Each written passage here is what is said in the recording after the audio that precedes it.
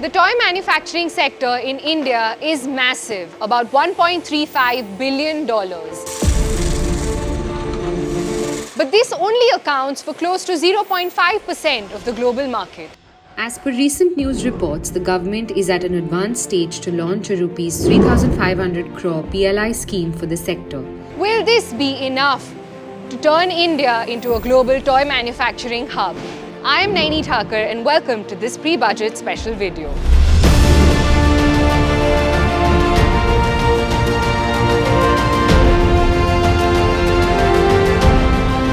First, let's talk about how the PLI scheme, if implemented, would benefit the toy manufacturing sector. For starters, it will help in developing an ecosystem for the toy manufacturing sector to make quality toys for domestic and global markets. Quality is key. Since this scheme is going to be only for finished products and not toy components that comply with the Bureau of Indian Standards, which are the BIS norms. Second, it will help in the development of ancillary industries such as packaging and plastic pipes, for instance, for which Indian manufacturers are highly dependent on countries like China. Ultimately, the PLI has to increase the scale of guys getting into toy manufacturing in India, especially for export market. There's hardly anyone for export market. Everybody is, most of the guys are doing domestic market, and it is not very easy to comply with the stringent requirements of the export market.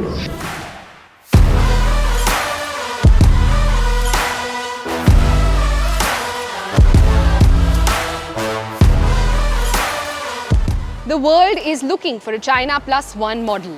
While Vietnam, Indonesia and Mexico are strong competitors, India has an advantage for cheap labor. This has also helped our exports grow big time. Exports of Indian toys are at $326 million for FY22, up from $202 million in FY19. In February 2020, the government increased import duty to 60%, which was 34% earlier. This has helped in reducing imports. It has dropped to $110 million in FY22 from $371 million in FY19.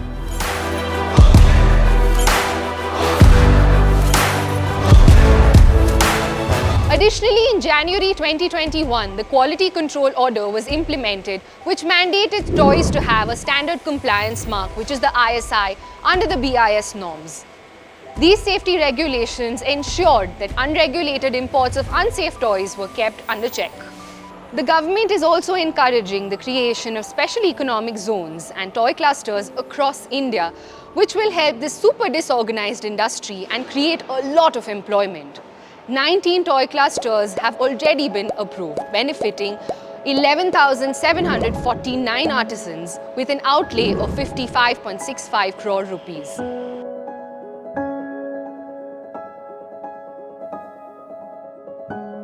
The biggest challenge, however, that the sector faces is lack of good talent. Now, what can be done about this? Industry experts reckon that the government needs to invest big time in training budgets for labor.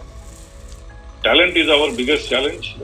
I think talent is a challenge because we are not used to this industry. You see, we have a lot of engineers in this country. Correct.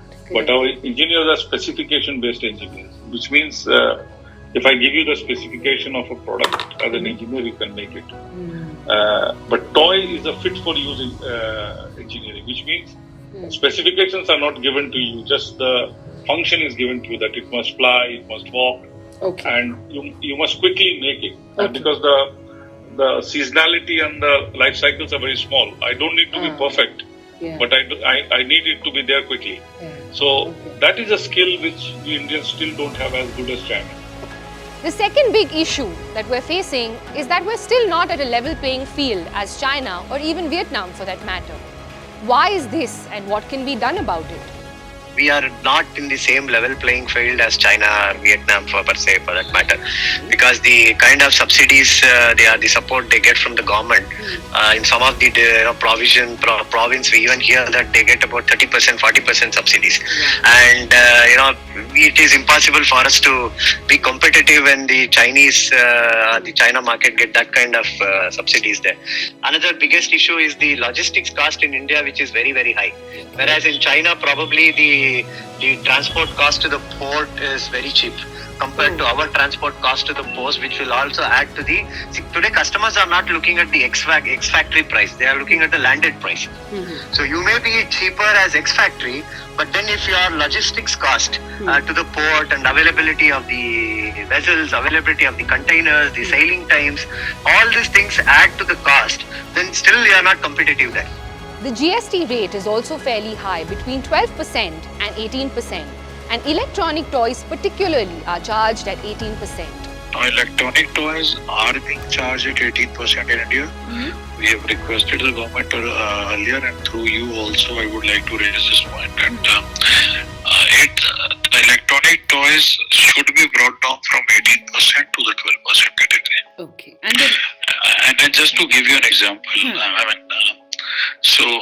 electronic toys are not only based on the functionality, they are also based on aesthetics. For example, a dollhouse, if it has a light, it qualifies for an electronic toy category.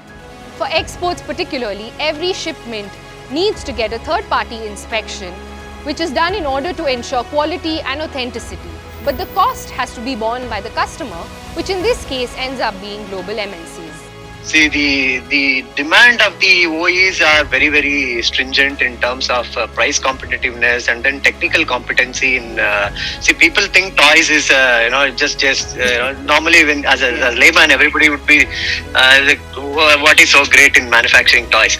But I always say that manufacturing toys is not a child's play. It's one of the most complex product. So in conclusion, things are definitely looking up if the government does launch a PLI scheme for the toys manufacturing sector. But a lot more needs to be done to meet the challenges of this sector.